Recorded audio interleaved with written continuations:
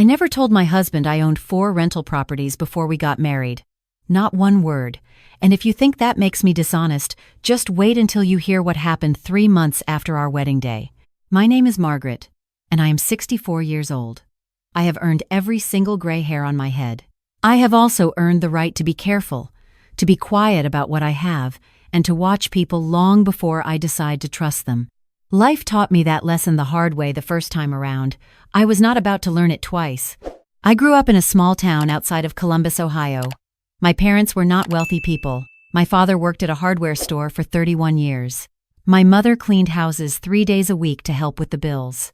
When I was a little girl, I watched my mother count coins on the kitchen table after dinner, separating them into small piles, deciding which pile went where. That image never left me. I promised myself that when I grew up, I would never have to count coins. I married my first husband, Donald, when I was 27. He was a good man, a quiet man. We built a life together, nothing fancy, but solid. We had a small house in a good school district, a savings account we actually added to every month, and a routine that felt safe and warm. When our daughter Lily was born, I thought I had everything I would ever need. Donald passed away 11 years ago. Heart attack. He was 58. He went to work on a Tuesday morning and never came home. I still remember sitting in the hospital waiting room, still in my robe because I had not had time to change, staring at a television mounted high on the wall showing a cooking show where a woman was making lemon tart. I watched her squeeze lemons and thought, why am I watching this? And then a doctor walked through the door, and I stopped watching anything at all. Losing Donald broke me open in a way I did not think I could survive. But I did survive. Women like me always do, not because we are strong in some heroic way, but because there is no other option. Lily needed her mother. The bills needed paying. Life does not pause to let you grieve properly. What saved me, honestly, was real estate. A friend of mine had been buying small rental properties for years, nothing grand, just modest single-family homes in stable neighborhoods. She kept telling me it was the most reliable thing she had ever done with money. For years, I nodded politely and went home and did nothing. But after Donald died, and I sat down with the finances and realized that I was 60% dependent on his pension, something shifted in me. I took the life insurance money, and I bought my first rental property. A 3-bedroom house about 12 minutes from where I lived. I was 53 years old, terrified, and completely certain I was making a mistake. The tenant who moved in that first month paid her rent on time for 6 years straight. That was the beginning. Over the next decade, I bought 3 more properties. I was methodical about it. I researched neighborhoods carefully. I hired a property management company so I was not the one getting calls at 2 a.m. about leaking pipes. I paid off the mortgages ahead of schedule because I hated owing money. By the time I turned 63, all 4 properties were paid off completely and generating steady monthly income. I did not talk about this, not to neighbors, not to casual friends, not even to Lily in specific numbers. I had watched too many women in my life suddenly become very interesting to people once those people found out they had money. I had seen it happen at church, at the neighborhood association, at the salon where I got my hair done. The moment a woman's finances became public knowledge, the nature of the conversations around her shifted. I had no interest in that. I kept my business to myself. I met my second husband, Richard, at a charity fundraiser for the local food bank. I was there because I had been volunteering with that organization for 6 years. He was there because a colleague had dragged him along. He was 67, recently widowed, silver-haired, and he laughed at a joke I made about the overcooked chicken breast on my dinner plate. That was enough to start a conversation. Richard was charming. I want to be honest about that because I think it is important not to rewrite the beginning of a story just because you know how it ends. He was genuinely funny and warm and attentive in a way that felt sincere. He was a retired civil engineer. He owned his home outright, drove a sensible car, and spoke about his late wife, Sandra, with obvious love and grief. He had 2 adult children from his marriage, a son named Victor and a daughter named Claire. He mentioned them often. He seemed proud of them. We dated for 18 months before he proposed. 18 months was my own personal requirement, a rule I had set for myself after talking to a few women my age who had been burned in second marriages. You need enough time to see how a person behaves when things go wrong, not just when things are going well. I watched Richard handle a car accident, a medical scare, a disagreement with a contractor renovating his bathroom. He was patient and reasonable in all of it. I was impressed. What I did not tell you is that around month 4 of our dating, I quietly hired a private investigator to run a background check on him. I know how that sounds. But I had 4 paid-off properties and a retirement account and a life I had spent a decade building with my own 2 hands. I was not going to hand any of that over to a stranger on the basis of charm alone, no matter how good his jokes were. The background check came back clean. No debts, no lawsuits, no fraud history, no red flags of any kind. I felt a little silly, honestly, and I filed the report in my desk drawer and did not think about it again for a long time. When Richard proposed, I said yes. I also told him, the same week, that I wanted a prenuptial agreement. I framed it carefully. I explained that I had assets from my first marriage and from my years as a widow, and that I felt strongly about keeping those things legally separate going forward. I told him it was not a reflection of how I felt about him, but rather about how I felt about paperwork and legal clarity. Richard agreed without much resistance. He seemed to understand. We both had children from our first marriages. It made sense. What the prenuptial agreement did not specify in detail was the nature of my assets, beyond a general category of separate property held prior to marriage. My attorney, a woman named Patricia who had been handling my legal matters for over a decade, advised me that there was no legal requirement to itemize everything in exhaustive detail and that a well-drafted general clause would be sufficient protection. I trusted her on that. I also, frankly, preferred not to sit across a table from Richard and hand him a spreadsheet of my rental income. I want to be clear. I did not lie to Richard. I never told him I had nothing. When he asked early in our relationship what I did to keep busy, I told him I had some investments I managed and that I stayed occupied with volunteer work and the occasional consulting project. That was all true. He accepted it. He never pushed. I took that as a good sign. In retrospect, I wonder if I should have looked more carefully at why he never pushed. We got married on a Saturday in October. It was a small ceremony, just family and close friends, at a botanical garden I had always loved. Lily was my maid of honor. She gave a toast that made me cry twice. I was happy that day. I want you to know that. Whatever happened afterward, I was genuinely happy on that day. Victor and Claire were at the wedding.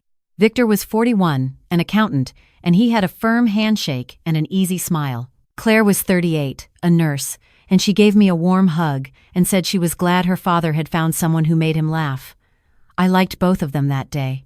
I thought we were going to be fine. The first month of marriage was quiet and simple. Richard moved most of his things into my house. It was larger and better located, and we settled into a comfortable routine, morning coffee on the back porch. Evening walks around the neighborhood, cooking dinner together on weeknights. It was peaceful in a way I had forgotten was possible. Victor came for dinner at the end of that first month, just the 3 of us. He was pleasant enough over the meal, asking about the neighborhood, complimenting the food. Then, as I was clearing the plates, he said something that seemed casual but landed strangely in my ear. "Dad mentioned you have some kind of real estate situation," he said. "Investment properties?" I kept my voice easy. "I have a few things I've held on to over the years," I said. "How many?" he asked. "Enough," I said, and I smiled at him, and I changed the subject to whether he wanted more of the lemon cake I had made for dessert. He wanted more cake. But I noticed he had asked. 2 weeks later, Claire called the house on a Sunday afternoon. Richard was in the garage organizing his tools, and I was the one who answered. She was warm and friendly, asking about how we were settling in, asking about a trip we had mentioned taking. And then, at the end of the conversation, she said, almost as an afterthought, "Dad says you might be thinking about simplifying things at some point, consolidating your assets now that you 2 are together. Is that something you've talked about?" I said we hadn't really discussed the specifics of anything like that yet. She said, "Oh, of course, no rush," and then we said our goodbyes. I stood in the kitchen for a moment after I hung up the phone. I thought about Victor's question at dinner. I thought about Claire's question on the phone. I thought about the fact that both of them had raised the topic of my assets within a month of the wedding, each time presenting it as casual and offhand. Then I went into my home office, opened my desk drawer, and took out the background check report. I read it again more carefully this time. Richard's finances were clean, but tucked into the final pages of the report, which I had skimmed the first time, was a section on civil records. There was an old lawsuit nearly 9 years ago involving a property dispute. A woman named Diane had sued Richard's family, specifically his adult children, alleging that they had pressured their elderly uncle, Richard's brother-in-law, to change his estate documents in their favor while he was in cognitive decline. The suit had been settled out of court for an undisclosed amount. The uncle had died shortly afterward. I sat with that for a long time. I did not confront Richard that night. I am a woman who thinks before she speaks. Instead, I called Patricia, my attorney, the next morning and told her everything: the dinner conversation with Victor, the phone call from Claire, the lawsuit I had found in the background check. Patricia listened without interrupting. When I finished, she was quiet for a moment, and then she said, "Margaret, I want you to come in this week." I went in on Thursday. Patricia had a colleague with her, a woman who specialized in asset protection and estate planning. We spent 2 hours going through my situation. By the time I left that office, I had a clear plan and a clear picture of exactly how protected I was and where the gaps were. We filled the gaps over the following 3 weeks. Every rental property was moved into a properly structured LLC I had formed years earlier and never fully activated. All my financial accounts were reviewed and confirmed to be solely in my name, with no beneficiary changes pending. My estate documents were updated. The following Sunday, Victor and Claire both came for brunch. This had become a semi-regular occurrence, which I had welcomed in the beginning. That Sunday I paid closer attention. "Over mimosas and eggs," Victor mentioned, in a voice that sounded relaxed, that he had a client who had done very well by consolidating rental properties into a joint family trust once they got married. He looked at Richard when he said it, but I felt his eyes flicker to me. "It simplifies everything in the long run," he said. "Tax benefits, estate planning, easier to manage." Richard nodded slowly. He said, "Margaret, that's actually something I've been meaning to bring up. It might be worth having a conversation with Victor about the logistics of how your properties are structured now." I looked at my husband. I looked at my stepson across the table. I looked at my stepdaughter, who was studying her plate with sudden great interest in her eggs. "I appreciate that," I said calmly. "I have a team I work with on all of that. Patricia handles my legal matters, and I have a CPA and a financial advisor I've worked with for years. Any changes to how my assets are structured would go through them." Victor smiled tightly. "Of course," he said. "Just a thought." The brunch ended an hour later. Claire hugged me goodbye with slightly less warmth than usual. Victor shook my hand. After they left, Richard helped me clear the dishes. He was quiet. After a few minutes, he said, "Margaret, I hope that didn't come across the wrong way. Victor was just trying to be helpful." "I know," I said. "He's very good at what he does. Financial planning, structure, it's his specialty." "I'm sure he is," I said, "and I have people I trust for exactly that. It's not something I need to change." Richard was quiet again. Then he said, "He mentioned that with the prenup structured the way it is, your properties are a little isolated." I put down the dish I was drying. "Isolated," I repeated. "From the family. From our family. It's not a criticism, it's just we're married now, Margaret. What's good for you should be good for both of us." I turned and looked at my husband. I looked at him the way you look at someone when you are suddenly seeing them clearly for the first time, and the feeling is not a good one.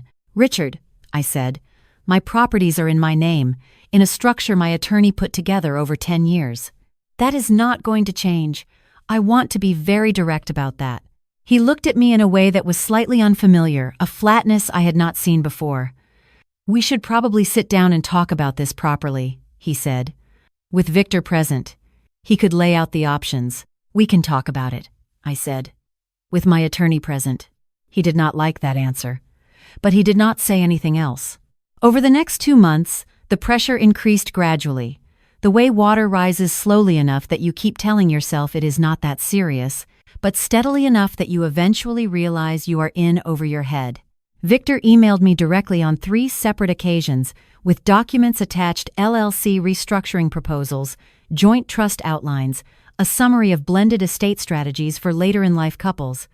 Each email was professional and polite and utterly transparent in what it was actually doing. Richard began mentioning the properties in conversation more often. He asked where they were located. He asked what the market value was. He asked once, very casually, whether I had considered what would happen to them if something happened to me.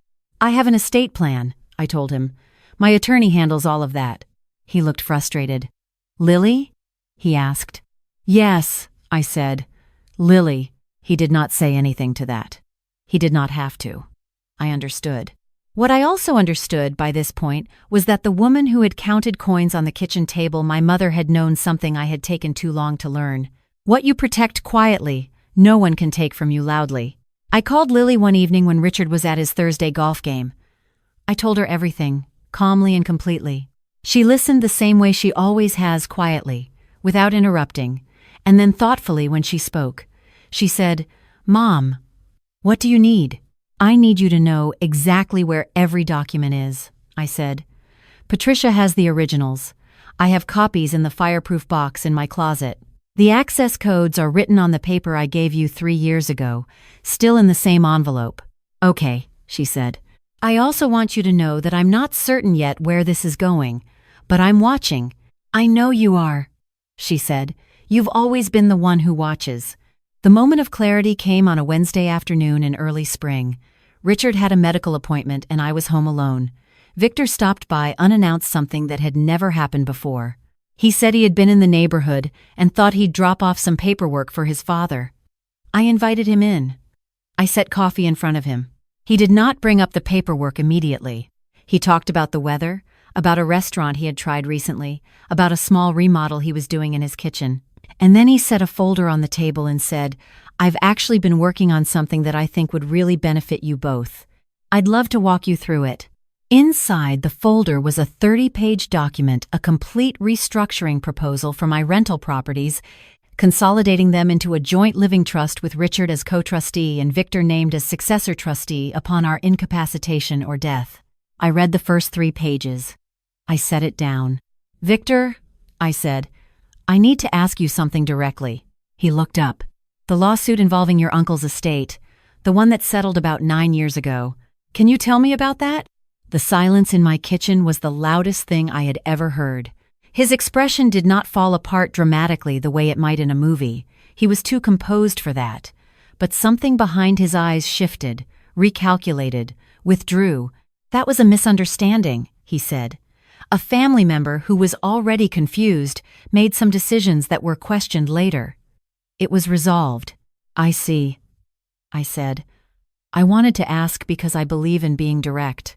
I also believe in understanding the people I'm dealing with before I sign anything." He stood up. He picked up the folder. He was still composed, but the warmth was gone. "I think," he said carefully, "that you may have some misconceptions about our intentions." "I don't think I do," I said pleasantly, "but thank you for stopping by." He left. I sat at my kitchen table for a while with my hands wrapped around my coffee mug. Then I picked up my phone and called Patricia. I told Richard that evening that I wanted to be honest with him. I told him I had seen the restructuring document Victor had brought over. I told him I had also seen the lawsuit from 9 years ago. I told him that I loved him and had believed in the person I thought he was, but that what had been happening over the past 2 months had shifted something fundamental in my understanding of our marriage. Richard was quiet for a long time. Then he said that Victor was just trying to help, that it was not what it looked like, that I was being paranoid. I said, "I'm not paranoid. I'm prepared. There's a difference. He slept in the guest room that night, and the night after that, and the one after that." The divorce proceedings began 6 weeks later. Because of the prenuptial agreement, Patricia had drafted the thorough, carefully worded one that covered all separate property. Held prior to the marriage, there was very little for Richard's attorney to challenge. The properties were in my LLC. The accounts were in my name. The estate documents were airtight. The marriage had been under a year. Richard walked away with the things he had brought into it. Nothing more. The day the finalization went through, Lily drove over with a bottle of sparkling cider and a grocery bag of ingredients for the lemon cake I had made for the wedding brunch. We sat at my kitchen table and made the cake together, the way we used to cook together when she was young. And we talked about Donald and about life and about how strange and resilient and occasionally absurd the whole project of being a person actually is. I still have my 4 rental properties. I still have my morning coffee on the back porch. I still volunteer with the food bank on Thursday mornings and have brunch with Lily on the first Sunday of every month. My life is quiet and mine, and I do not take either of those things for granted. I want to say something to anyone listening who is in a similar season of life, who has worked hard and built something and is now wondering whether opening your heart again is worth the risk. I believe it can be. I also believe that loving someone and protecting yourself are not opposites. They never were. The strongest thing I ever did was not the years of work and sacrifice and careful saving. The strongest thing I ever did was decide that all of that was worth protecting, even if protecting it meant asking hard questions, sitting with uncomfortable answers, and being willing to say clearly and quietly, "This is mine, and it is going to stay mine." My mother counted coins at that kitchen table so our family could keep the lights on. She never had the luxury of protecting much. I have had that luxury, and I earned it slowly, and I kept it. I think she would have been proud of that. I am 64 years old. I have a daughter who loves me, 4 properties that generate reliable income, a team of people I trust, and a very good lemon cake recipe. If you ask me whether I regret not telling my husband about my finances before the wedding, I will tell you this. I regret that the world is the kind of place where that question even has to be asked. But I do not regret the answer I gave. Not for one single day. If this story spoke to you, please share it with someone who might need to hear it. And if you're in the middle of a story like this yourself, still figuring out who is safe and who is not, I just want you to know that being careful is not the same as being cold. It is the same as being wise. And wisdom, at our age, is the most valuable thing any of us owns.